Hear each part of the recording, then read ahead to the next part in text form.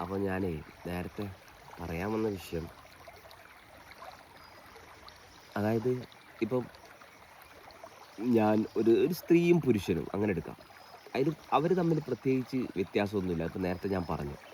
അപ്പോൾ നമ്മൾ രാവിലെ എണീക്കുമ്പോൾ ഇപ്പോൾ ഒരു പുരുഷനെ സംബന്ധിച്ച് അവൻ്റെ ജനനേന്ദ്രിയം അവന് ഭയങ്കരമായിട്ട് ഇറക്റ്റാവും.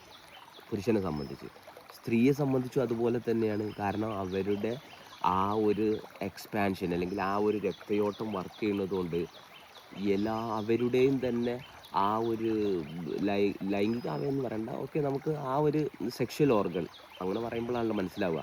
ആ ഭാഗത്ത് ഒരു സ്റ്റിമുലേഷൻ ആണിനായാലും പെണ്ണിനായാലും വരും. നോർമലാണ് രാവിലെ എണീക്കുമ്പോൾ.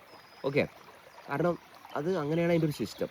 അപ്പോൾ നമ്മൾ രാവിലെ എണീക്കുമ്പോൾ തന്നെ നമ്മൾ ശ്രദ്ധിച്ച് നോക്കിക്കഴിഞ്ഞാൽ നമ്മുടെ ഒരു പാറ്റേൺ എന്ന് പറയുന്നത്, ഇത് രാവിലെ എന്ന് എടുക്കണ്ട, എനി ടൈം നമ്മൾ അതിനെ കമ്പി എന്നാണ് പറയല്ലേ. അപ്പോൾ ആ കമ്പി ആയിരിക്കണം അല്ലെങ്കിൽ ആ ഒരു ഇറക്റ്റ് ആയിരിക്കണ സമയത്ത് നമ്മുടെ പാറ്റേൺ എന്ന് പറയുന്നത് നമ്മൾ നോക്കി ഇത് ഇറക്റ്റായപ്പം നമ്മൾ അവിടെ ടച്ച് കൊണ്ടുവന്ന് കഴിഞ്ഞാൽ പിന്നെ ഇത് ഈ റോളർ കോസ്റ്റർ ഉണ്ടല്ലോ, ഈ വണ്ടർലയിലൊക്കെ ഉള്ള ആ വണ്ടർലയിലൊക്കെ ഉള്ള റോളർ കോസ്റ്റിൽ കയറിയ പോലെയാണ് ഇത് ഫങ്ഷൻ ചെയ്യാൻ പോകുന്നത്. അതായത് നമ്മൾ ഇറക്റ്റായി കഴിഞ്ഞാൽ പിന്നെ അവിടെ നമ്മളിത് ടച്ച് ചെയ്താൽ നമ്മുടെ തലയിൽ നമുക്ക് ഓൾറെഡി നമ്മളിലുള്ള ആ പാറ്റേൺ പ്രകാരം പിന്നെ അടുത്തത് വേണ്ടത് നമുക്കൊരു സ്ത്രീയുടെ ഇമേജാണ്, അല്ലെങ്കിൽ ഒരു സ്ത്രീക്ക് വേണ്ടത് ഒരു പുരുഷൻ്റെ ഇമേജാണ്, അല്ലെങ്കിൽ റീൽസാണ്. ഓക്കെ, ഇനി ഇതല്ലെങ്കിൽ കൂടെ അടുത്ത ആരെങ്കിലും ഉണ്ടെങ്കിൽ അവരുമായിട്ട് ആ ബന്ധത്തിലേക്ക് പോണൊരു ഭാഗം. ഇതൊക്കെ ഭയങ്കര ഫാസ്റ്റായിട്ടാണ് സംഭവിക്കുക. ഒരു ഇമേജ് വന്ന് ആ ഇമേജിനെ നമ്മൾ മനസ്സിലേക്ക് കൊണ്ടുവന്ന് ആ ഇറക്ഷനെ നമ്മൾ മെയിൻറ്റെയിൻ ചെയ്ത് അത് കഴിഞ്ഞ് പിന്നെ നമ്മൾ പോൺ വീഡിയോസിലൊക്കെ അല്ലെങ്കിൽ ഇപ്പോൾ അതുപോലത്തെ റീൽസൊക്കെ ഇൻസ്റ്റാഗ്രാമിൽ കിട്ടും. അപ്പോൾ ഇങ്ങനെയാണിത്, ഒരു റോളർ കോസ്റ്ററിൽ ഒരു റൈഡാണിത് പോവുക. പക്ഷേ ഇത് നമ്മൾ കോൺഷ്യസ്ലി അതായത് നമ്മുടെ ബോഡിയിൽ ഒരു കാമായിട്ടുള്ള ഒരു അവസ്ഥയാണ് ഉള്ളതെങ്കിൽ ഇതിനെ നമുക്ക് ഒബ്സർവ് ചെയ്യാൻ പറ്റും. അതായത് എന്നിൽ നടക്കുന്ന പ്രവൃത്തിയെ ഞാൻ ഒബ്സർവ് ചെയ്യുന്ന ഒരു ഭാഗം വരുമ്പം ഇതുകൊണ്ട് ഇത് ചെയ്തിട്ട് കിട്ടുന്ന ഈ ഒരു സുഖം, ഇതിപ്പോൾ നമ്മൾ ലാസ്റ്റ് മാസ്റ്റർബേഷൻ ചെയ്ത് ഇജാക്കുലേഷൻ അല്ലെങ്കിൽ ഒരു ഓർഗാസം സംഭവിച്ചാലാണ് നമ്മൾ ബാക്ക് ടു നോർമലായിട്ടുള്ള അവസ്ഥ നമ്മൾ ഫോഴ്സ്ഫുള്ളി ഫീൽ ചെയ്യേണ്ട ഭാഗത്തേക്കാണ് വരുന്നത്, അല്ലെങ്കിൽ ആ ഒരു ശൂന്യത. പക്ഷെ ഇത് നമ്മൾ ഒബ്സർവ് ചെയ്ത് കഴിഞ്ഞാൽ ഈ ഒബ്സർവ് ചെയ്യുന്ന ആൾ എപ്പോഴും ശൂന്യതയിലിരിക്കുന്ന ആളാണ്. അപ്പോൾ ഈ ശൂന്യതയിൽ ഇരുന്ന് കൊണ്ട് ഈ ആക്ടിവിറ്റി ഇനീഷ്യേറ്റ് ചെയ്യുമ്പോൾ തന്നെ ഇതിനെ ഒബ്സർവ് ചെയ്ത് കഴിഞ്ഞാൽ ഇത് ചെയ്തിട്ട് കിട്ടാൻ പോണ ആ ശൂന്യത ഇതൊന്നും ചെയ്യാതെ, അതായത് നമ്മുടെ ബോഡിയിലുള്ള ആ ബ്യൂട്ടിഫുൾ എനർജിയെ ഡിസ്ട്രിബ്യൂട്ട് ചെയ്യാതെ തന്നെ നമുക്ക് നമ്മളായിട്ടിരിക്കാൻ പറ്റുന്ന അവസ്ഥ വീണ്ടും സ്ട്രെങ്തൻ ചെയ്യാൻ പറ്റും. ഇതൊരു ഭയങ്കര പവർഫുൾ സംഭവമാണ്. ഓക്കെ, അപ്പോൾ ഇപ്പം നിങ്ങൾ ഈ പറയുന്ന രീതിയിൽ സ്റ്റിമുലേറ്റഡ് ആയിക്കഴിഞ്ഞാൽ നിങ്ങൾ വാതിലടച്ച് അല്ലെങ്കിൽ ബാത്റൂമിൽ പോയി മൊബൈലുമായിട്ട് പോയി ഫോണും ഈ പറയുന്ന റീൽസും കണ്ടിട്ട് മാസ്റ്റർബേഷൻ ചെയ്യുന്ന ആളുകളാണെങ്കിൽ ഇപ്പം നിങ്ങൾ ഈ വിവരം അറിഞ്ഞല്ല. ഓക്കെ, ഇപ്പം നിങ്ങൾ ഈ വിവരം അറിഞ്ഞ് അപ്പോൾ ഞാൻ അങ്ങനെയാണ്, അയ്യടാ ഞാൻ ഇങ്ങനെയാണെന്ന് ചിന്തിക്കുന്നതിന് പകരം നിങ്ങളുടെ ബോഡിയിൽ ഈ ഭാഗത്ത് ഒരു പോസിബിലിറ്റി എടുക്കാൻ ബോഡി ശ്രദ്ധ കൊടുക്കുന്നുണ്ടോ? ഓക്കെ, ഇങ്ങനെ ഒരു പോസിബിലിറ്റിക്ക് എനിക്ക് താല്പര്യമുണ്ട്. അല്ലെങ്കിൽ നിങ്ങൾ ഈ പറയുന്ന ആളെ ജഡ്ജ് ചെയ്യുന്ന രീതിയിൽ അങ്ങനെ കള്ളോ കഞ്ചാവോ കുടിച്ചിട്ട് എന്തോ പറയാണ്. ഓക്കെ, ഏത് രീതിയിലും നിങ്ങൾക്ക് പോവാം. ഓക്കെ, അതിൽ യാതൊരു വിഷയവുമില്ല, അതെൻ്റെ വിഷയവുമല്ല. പക്ഷെ ഞാൻ എൻ്റെ ലൈഫിൽ ഇങ്ങനൊരു ഭാഗം ഒബ്സർവ് ചെയ്തപ്പം ഇത്രയും എഫേർട്ട്ലെസ് ആയിട്ട് നമുക്ക് സമാധാനം അനുഭവിക്കാനുള്ള ഒരവസ്ഥ നമ്മളിൽ ഉണ്ടായിട്ട് നമ്മൾ എവിടെയോ ഈ അടിച്ചേൽപ്പിക്കപ്പെട്ട വിശ്വാസങ്ങളും ഈ സന്തോഷങ്ങൾക്കും അനുസരിച്ച് പ്രവർത്തിക്കുന്ന ഒരു ശരീരത്തിനെ നമ്മൾ ഉണ്ടാക്കിയെടുത്ത്, എന്നിട്ടും ഇപ്പോഴും എനിക്ക് എന്നെ കാണിച്ചു തരുന്ന ഒരു ഞാൻ എന്നിലുണ്ട് എന്ന് ഒരു വ്യക്തി തിരിച്ചറിയാൻ തുടങ്ങിക്കഴിഞ്ഞാൽ പിന്നെ അവനിതൊക്കെ ചെയ്യുക, മനസ്സിലായോ? കാരണം മാസ്റ്റർബേറ്റ് ചെയ്യുക, ലൈംഗികമായിട്ട് ബന്ധപ്പെടുക, എത്ര ഗേൾ ഫ്രണ്ട് ഉണ്ടെങ്കിലും പ്രശ്നമില്ല, എത്ര ബോയ് ഫ്രണ്ട് ഉണ്ടെങ്കിലും കുഴപ്പമില്ല. പക്ഷെ ഇതൊന്നും ലൈഫിനെ ബാധിക്കുന്ന ഭാഗത്ത്, അതായത് ആ ഇൻ്റർ ഡിപ്പെൻഡൻ്റ് നിന്ന് മാറിയിട്ട് ഇൻഡിപെൻഡൻ്റ് ആയിട്ടുള്ള അവസ്ഥയിൽ നിങ്ങൾ ജോലി ചെയ്തോ, നിങ്ങൾ എന്ത് പണി വേണമെങ്കിലും ചെയ്തോ, എവിടെ വേണമെങ്കിലും ട്രാവൽ ചെയ്തോ, പക്ഷെ ഓൾവേസ് ഉണ്ടല്ല ആ ഒരു സീറോ സ്റ്റേറ്റ്, അല്ലെങ്കിൽ ആ എന്നെ നോക്കിക്കാണുന്ന ഞാനെന്ന് പറയുന്ന അവസ്ഥയിൽ നിന്ന് ഈ കാര്യങ്ങളെല്ലാം ചെയ്യുമ്പം ഭയങ്കര പവർഫുള്ളാണ്.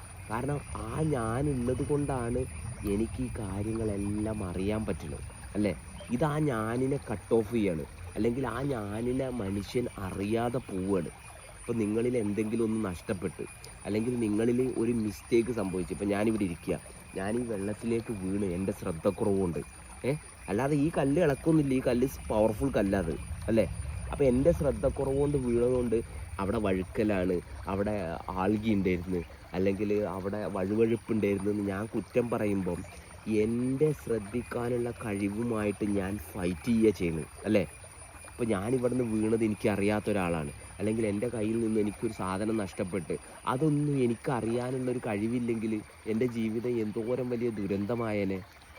പക്ഷേ ഇതാ കഴിവുണ്ടായിട്ടും ആ കഴിവിനോട് ഫൈറ്റ് ചെയ്യുന്നതിന് പകരം ആ കഴിവുമായിട്ട് സിങ്ക്രണൈസിൽ വന്നു കഴിഞ്ഞാൽ എങ്ങനെയാണോ എന്നെ വീഴ്ത്തിയിട്ട് കുറ്റം പറയാതെ ഞാൻ കൊണ്ടുപോണ അതേ അൾട്ടിമേറ്റ് ട്രൂത്ത്, അല്ലെങ്കിൽ ആ വലിയ ഒരു സത്യത്തിൻ്റെ ഭാഗമാവാൻ എനിക്ക് സാധിക്കും എന്നുള്ളതാണ്.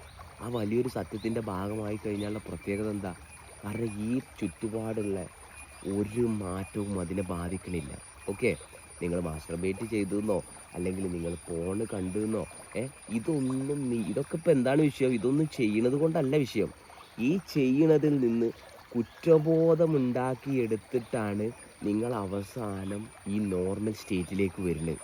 ഓക്കെ, ഈ നോർമൽ സ്റ്റേറ്റ് നമ്മുടെ നോർമൽ സ്റ്റേറ്റാണ്. അപ്പോൾ ഈ നോർമൽ സ്റ്റേറ്റിൽ നിന്ന് കാര്യങ്ങൾ ചെയ്യുമ്പം ഈ റോളർ കോസ്റ്റർ വൈബിൽ നിന്ന് മാറിയിട്ട് ഒരു പ്രോപ്പർ ഒബ്സർവേഷൻ അവിടെ വരും. അപ്പോൾ ഒരു പ്രോപ്പർ ഒബ്സർവേഷൻ വരുമ്പം ഇത് മാസ്റ്റർബേറ്റ് ചെയ്ത് അവസാനം ഇവൻ ടയേർഡാവുന്ന ഒരു ഭാഗത്തേക്ക് പോകുന്നതിന് പകരം ഇവനെ ഈ ആവറേജ് ആ ഒരു ബൂസ്റ്റായിട്ടുള്ള അവസ്ഥയിൽ തന്നെ കാര്യങ്ങൾ കൊണ്ടുപോകാൻ പറ്റില്ലേ?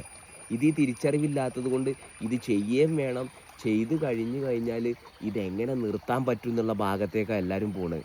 അപ്പോൾ തന്നെ സഫറിങ് അല്ലേ? അപ്പോൾ ഇതൊക്കെ ഒന്ന് അക്സെപ്റ്റ് ചെയ്തിട്ട് മനുഷ്യനെന്ന് പറയുന്ന അവസ്ഥയിലേക്ക് പതുക്കെ വരിക. അപ്പോൾ ചുറ്റുപാടുള്ളവരെന്താ ഇങ്ങനെ അവരെല്ലാവരും അങ്ങനെയാണെന്ന് നോക്കുന്നതിന് പകരം ഞാൻ ജീവിക്കുന്നത് എൻ്റെ ജീവിതമാണ്, ഞാൻ എടുക്കുന്നത് എൻ്റെ ശ്വാസമാണ്, അല്ലേ? ഈ പ്രപഞ്ചത്തിൽ ഇത്രയും ശ്വാസം ഉണ്ടായിട്ട് ഞാൻ പ്രോപ്പറായിട്ട് ഇരിക്കുന്നത് കൊണ്ടാണ് ഈ ശ്വാസം എൻ്റെ ഉള്ളിലേക്ക് വരുന്നത്. ഇതിന് ആരുടെയെങ്കിലും വാലിഡേഷൻ ആവശ്യമുണ്ടോ? ഇല്ല. സോ നിങ്ങൾ സൂഫി ആയാലും, നിങ്ങൾ പിന്നെ സാമി ആയാലും, ആസാമി ആയാലും, നിങ്ങൾ ഏത് മതക്കാരനായാലും ആ ഭാഗമൊക്കെ ആർക്കൊക്കെയാണോ വേണ്ടിയിട്ട് നിങ്ങൾ ഏറ്റെടുത്തതെങ്കിൽ അത് നിങ്ങൾ നടത്തിക്കോ, അതിന് കുഴപ്പമൊന്നുമില്ല.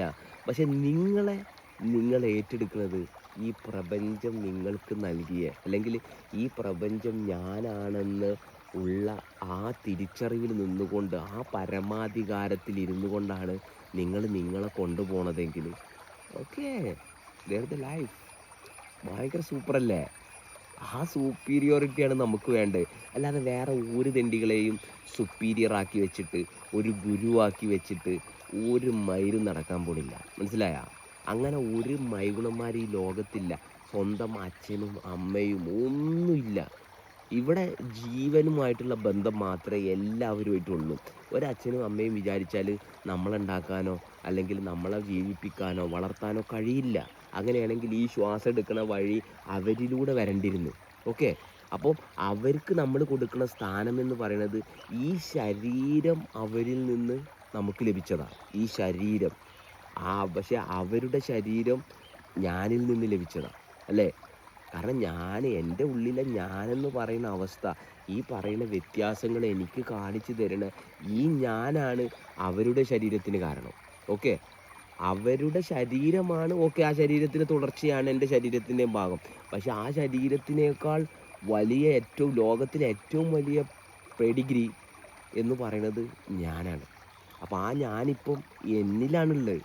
അപ്പോൾ ആ ഞാനിൻ്റെ ഭാഗം തന്നെയാണ് ഈ പറയുന്ന അച്ഛനും അമ്മയും ഈ ലോകത്തുള്ള സകല കുലാവിയും, അല്ലേ? അപ്പോൾ പിന്നെ ആർക്കും പ്രത്യേകമായിട്ട് ഒന്നും ചെയ്തു കൊടുക്കണ്ട. ഞാൻ എന്നോടിരിക്കണ, അല്ലെങ്കിൽ ഞാനായിട്ടിരിക്കണ ആ അവസ്ഥയിലുള്ള എൻ്റെ ആ ഒരു സോഫ്റ്റ് ടച്ചാണ് ഈ ലോകത്തിൽ എല്ലാവരുമായിട്ടും എനിക്ക് കൊടുക്കാനുള്ളത്. അല്ലാതെ ആരെങ്കിലും ഇത് പറഞ്ഞ് മനസ്സിലാക്കി കൊടുക്കാൻ പറ്റുമോ? പറ്റില്ല. സോ അതിൻ്റെ പുറകെ പോയിട്ട് വെറുതെ പാടുപെട്ട് ഉള്ള ജീവിതം കളയുന്നതിന് പകരം ഞാൻ എന്താണ് ചെയ്യുന്നത്, എന്തുകൊണ്ടാണ് ചെയ്യുന്നത്, എവിടെയൊക്കെ ഞാൻ ഈ റോളർ കോസ്റ്ററിൽ കയറിപ്പോയിട്ടുണ്ട്. അപ്പോൾ ചില പെണ്ണുങ്ങൾ ഇപ്പോൾ ഈ വീഡിയോ കാണുന്നുണ്ടാവും. അപ്പോൾ വീഡിയോ കാണുമ്പോൾ അവർ വിചാരിക്കും എന്ത്, ഞങ്ങൾക്ക് രാവിലെ എണീക്കുമ്പോൾ അങ്ങനെ സെക്ഷലി മൂഡൊന്നുമില്ല, അല്ലെങ്കിൽ ലൈംഗികതയോട് അത്ര വലിയ താല്പര്യമൊന്നുമില്ല എന്ന് പറയുന്ന ആണുങ്ങളും പെണ്ണുങ്ങളും ഇതിലുണ്ടാവും. പക്ഷെ അങ്ങനെ വരുന്ന ആളുകൾ വീണ്ടും ശ്രദ്ധിക്കുക. കാരണം എന്താണ്, ലൈംഗികതയോട് നിങ്ങൾക്ക് താല്പര്യമില്ലെങ്കിൽ നിങ്ങൾക്ക് വേറെ കുറേ താല്പര്യങ്ങളുണ്ടാവും. ഈ ലൈംഗികതയോട് താല്പര്യമുള്ള കോടിക്കണക്കിന് മനുഷ്യരുള്ള ഈ സമൂഹത്തിൽ നിങ്ങൾക്ക് ലൈംഗികതയോട് താല്പര്യമില്ലെങ്കിൽ നിങ്ങൾ ഭയങ്കര വാശിക്കാരാവും, ഭയങ്കര ദേഷ്യക്കാരാവും, അല്ലെങ്കിൽ ഈ പറയുന്ന ഡിപ്രഷൻ, അല്ലെങ്കിൽ ഈ പറയുന്ന ഇമോഷനുമായിട്ട് എന്തെങ്കിലും കണക്ഷൻ വന്നു കഴിഞ്ഞാൽ പിന്നെ ഒരാഴ്ചത്തേക്ക് നിങ്ങളുടെ അവസ്ഥ നോക്കണ്ട. അങ്ങനെ പോണ ആളുകളാവും. ഇനി ആണുങ്ങളാണെങ്കിൽ അതുപോലെ തന്നെ വളരെ മഹത്തായിട്ടുള്ള വാശി. ഇനി അതൊന്നും ഇല്ലെങ്കിൽ ചെറുപ്പത്തിലെ അച്ഛനും അമ്മയും നിങ്ങളെ പഠിപ്പിച്ച് വെച്ചതാണ് ഈ ലൈംഗികത മഹാ തെറ്റാണെന്ന്. അതുകൊണ്ട് എപ്പോഴൊക്കെ ഇത് ഉയർന്നു വരുമ്പോഴും നിങ്ങളത് താല്പര്യമില്ല എന്ന് പുറത്ത് പറയുന്നുണ്ടെങ്കിൽ അത് നിങ്ങളുടെ തന്നെ സബ് കോൺഷ്യസ് മൈൻഡിനോട് നിങ്ങൾ പറയുന്ന ഒരു മെസ്സേജ് മാത്രമാണ്. അപ്പോൾ അതും ശരിയാണോ എന്ന് വെച്ചാൽ അതും പ്രശ്നമാണ്. കാരണം ഇതെല്ലാം വേണമല്ലോ. ഇതെല്ലാം വേണം മീൻസ് നാളെ രാവിലെ എണീച്ച് നമ്മൾ കണ്ടവരോട് മുഴുവൻ സെക്സ് ചെയ്യുക എന്നുള്ളതല്ല അതിൻ്റെ അർത്ഥം. ഇതെല്ലാം വേണമെന്ന് പറയുമ്പം നമ്മൾ എങ്ങനെയാണോ ഒരു പെർഫ്യൂമിൻ്റെ സ്മെല്ല് നമ്മൾ ആസ്വദിക്കുന്നത്, അതുപോലെ തന്നെ ഒരു മലത്തിൻ്റെ സ്മെല്ല് വരുമ്പോഴും നമ്മളെ വെറുക്കാൻ പാടില്ല. ഇത് രണ്ടിലും പെട്ടുപോവാതെ നമ്മളെ മാനേജ് ചെയ്യാനുള്ള കപ്പാസിറ്റി എനിക്കുണ്ടെങ്കിൽ ഇവിടെ എക്സിസ്റ്റ് ചെയ്യാൻ പറ്റുള്ളൂ. മറ്റതെല്ലാം നിങ്ങൾ ചെയ്യുന്നത് സർവൈവലാണ്. സർവൈവൽ എന്ന് പറയുമ്പോൾ അവിടെ നമ്മളെ ഫിറ്റാക്കി ആ പറയുന്ന വേർഡിന് ഇറ്റ്സ് കംപ്ലീറ്റ്ലി അൺഒഫീഷ്യലാണ്. അതായത് സർവൈവൽ ഓഫ് ദ ഫിറ്റസ്റ്റ് എന്ന് പറയുന്നത് when U synchronise with the existing ആണ്. അല്ലാതെ നിങ്ങൾ ആരെങ്കിലും സർവൈവലിന് വേണ്ടിയിട്ട് ഫിറ്റാക്കി കൊണ്ടുനടക്കാൻ പറ്റുമോ? ജിമ്മിൽ പോയിട്ട് മസിൽ ഉണ്ടാക്കണവൻ കാർഡിയാക്ക് അറസ്റ്റായിട്ട് ചത്തുപോണത് പോലെയാണത്. അപ്പോൾ നമ്മൾ ശ്രദ്ധിക്കേണ്ട ഭാഗം, നമ്മൾ സർവൈവൽ ഓഫ് ദ ഫിറ്റസ്റ്റ് എന്ന് പറയുന്നത് when you transform to the realization. അതായത് ആ റിയലൈസേഷനിലൂടെ എന്നെ ഞാൻ ട്രാൻസ്ഫോം ചെയ്തെടുക്കുമ്പം I am become the existing. കാരണം ആ എക്സിസ്റ്റിംഗ് ആയിട്ടുള്ള അവസ്ഥ ഞാനാണെന്ന് തിരിച്ചറിയുന്നതാണ് ആ ട്രാൻസ്ഫോർമേഷൻ.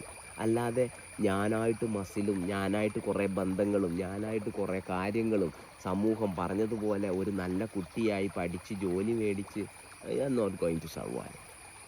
അല്ലെങ്കിൽ ആ സർവൈവൽ മോഡ് എപ്പോഴും ആക്റ്റീവ് ആകുമ്പോൾ തന്നെ എന്താ സംഭവിക്കണത്? എപ്പോഴും സർവൈവൽ മോഡ് ആക്റ്റീവ് ആയി കഴിഞ്ഞാൽ മനുഷ്യൻ സഫർ ചെയ്യല്ലേ, ഭയങ്കര എഫേർട്ടല്ലേ. കാരണം existing mode is like okay. കാരണം നോക്ക്, ഈ കാട് കണ്ടില്ലേ, ഇന്നലെ വരെ ഫുൾ ഡ്രൈ ആയിരുന്നു, ഫുൾ ഡ്രൈ. കാരണം നിങ്ങൾക്ക് കാണാൻ പറ്റില്ല ഇനി പച്ചപ്പ് ഫ്രം ലാസ്റ്റ് വീക്ക് എന്നത്. ഒരു മഴ പെയ്ത് മഴൻ്റെ മൂടൽ കാര്യങ്ങളൊക്കെ വന്നപ്പോഴത്തിന് 10-20 ദിവസം കൊണ്ട് കംപ്ലീറ്റ് പച്ചപ്പായി.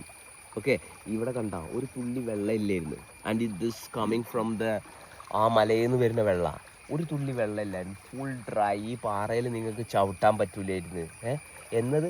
അവിടെ ആ ഒരു ഫ്ലെക്സിബിലിറ്റി, കാരണം ഇവർക്ക് ആർക്കും ഒരു തീരുമാനമില്ല. ഹൗ ദ യൂണിവേഴ്സ് ഫങ്ഷനിങ്, അതിനനുസരിച്ചുള്ള ആ പ്രോപ്പർ സിങ്ക്രണൈസേഷനിലാണ് ഇവരൊക്കെ എക്സിസ്റ്റ് ചെയ്യുന്നത് അല്ലേ. പിന്നെ ഈ മണ്ണും ഈ വെള്ളവും ഈ വായുവും ഈ ആകാശവും ഇത് ചേർന്നുണ്ടായ ഞാൻ എക്സിസ്റ്റ് ചെയ്യാൻ പാടുപെടുന്നുണ്ടെന്ന് പറയുമ്പം അതിനെ നമുക്ക് വേണമെങ്കിൽ ഈഗോ എന്ന് വിളിക്കാം അല്ലേ. വേണമെങ്കിൽ വിളിക്കുക, അല്ലെങ്കിൽ അഹങ്കാരം എന്ന് വിളിക്കാം. Whatever we call it. വിളിക്കണേലും ഒരു കാര്യമില്ല, ഞാൻ ഈ പറയണേലും ഒരു കാര്യമില്ല. പക്ഷേ ഇതിങ്ങനെ പറയാൻ സാധിക്കുന്ന ഒരു പവർ നമ്മളിലുള്ളത് കൊണ്ടും ഒന്നിനും വേണ്ടി അല്ലാത്തൊരു പറച്ചിലായതുകൊണ്ടും ഇതിങ്ങനെ പറയാം. കാരണം ഇതെന്തുകൊണ്ടാണ്, ഇത് തിരിച്ചറിഞ്ഞതിൻ്റെ ശേഷം, അല്ലെങ്കിൽ ആ തിരിച്ചറിവിൽ നിന്നുകൊണ്ട് ഇരുന്നു കൊണ്ട് വീണ്ടും വീണ്ടും പ്രാക്ടീസ് ചെയ്യുകയാണ്. എല്ലാവരും തിരിച്ചറിഞ്ഞെന്നും പറഞ്ഞിട്ട് പിന്നെ പഴയ ലൂപ്പിൽ തന്നെ കിടന്നിട്ട് സഫർ ചെയ്യാണ്. പക്ഷേ സഫറിങ് കാരണം 1500 വർഷം അല്ലെങ്കിൽ ഇറാനിൽ ബോംബിട്ടാൽ ഇവിടെ വിഷമിക്കുന്ന ആൾക്കാരാണ്. അതുകൊണ്ട് തന്നെ ഇവരുടെ ഉള്ളിൽ എന്ത് സഫറിങ് വന്നാലും ഇവരുടെ ഈ മനസ്സിൻ്റെ ഈ ചിന്തക്ക് ആ സഫറിങ്ങിനെ ഇല്ലാതാക്കിയിട്ട് സബ് കോൺഷ്യസ് മൈൻഡിൻ്റെ ഷെൽഫിലേക്ക് വെക്കാൻ പറ്റും. അതുകൊണ്ട് തന്നെ പതുക്കെ പതുക്കെ രോഗങ്ങളാണ്. ഇന്ന് നോക്കിക്കോ, മിക്ക സ്ത്രീകൾക്കും അവരുടെ ഹാർഡൻ പാർട്ട് ഓക്കെ, അതായത് കയ്യിലും കാലിലൊക്കെ ഭയങ്കര സ്കിന്നും പച്ചൊക്കെ കുത്തിയിട്ട് ഫുൾ ഓക്കെയാണ്. പക്ഷേ ഈ പറയുന്ന സോഫ്റ്റ് ആയിട്ടുള്ള ഭാഗങ്ങളുണ്ട്, ഇപ്പോൾ വജൈനൽ അല്ലെങ്കിൽ ബ്രസ്റ്റിൻ്റെ ഭാഗം അല്ലെങ്കിൽ ബ്രസ്റ്റ് ക്യാൻസർ, ഇങ്ങനെ സോഫ്റ്റ് ആയിട്ടുള്ള ഭാഗത്ത് മുഴുവൻ രോഗങ്ങളാണ്. അതിൻ്റെ ഒരു വേറെ ചെറിയ ഷോട്ട് ഉണ്ട്, അതാവുമ്പോൾ അതെല്ലാവർക്കും കേട്ടോളൂ. ഓക്കെ, അപ്പോൾ അത്രയേ ഉള്ളൂ.